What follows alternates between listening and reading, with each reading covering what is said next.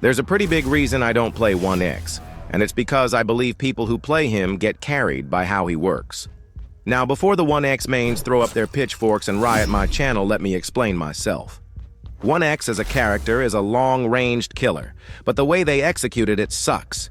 You throw projectiles that can phase through walls and have minions who can swarm the map. If you don't play the game, you might be thinking, okay, well, why does that matter? The projectiles can't be that broken. Well, it leaves the survivors constantly on their toes, as they can randomly be hit from across the map. This on paper isn't that bad, but if you get hit by mass infection from any point, you get around 40 damage to your name. It deals even more when you land it up close, dealing a whopping 70 damage. Pair this with an entanglement, and you have yourself a recipe to kill any Elliot or two-time at the tip of your fingers. Surely there's at least some nerfs that are against him, right? Kinda.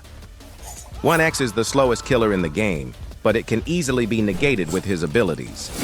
When landing entanglement, you get a pretty decent speed boost, although the survivors who get hit with entanglement upon escape get speed as well. Who says you need to hit the survivor you're chasing? You also have Unstable Eye, which too gives speed. And with how short the cooldown is, you might as well use it as a means to catch up to any survivor. Not to mention your minions, which when killing just one grants you speed for a whopping 10 whole seconds. And knowing that survivors die all over the place, you basically can pop speed whenever you want in last man standing. And even if you don't kill your minions, they still provide so much pressure in any chase you're having regardless of how many there are. If you get hit by anything that isn't his M1 just once, it's extremely punishing for no reason. For example, look at the last man standing of this clip. Most people died in the ballroom and guest just so happened to run there. So I summon my minions and make my way towards the ballroom. Let's see how the minions affect the chase.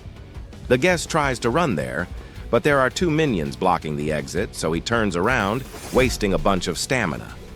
Once he sees that I'm blocking the other way, he decides to run back towards my minions only to whiff his block and get swarmed by them. It's over for him. But yeah, this might just be cope.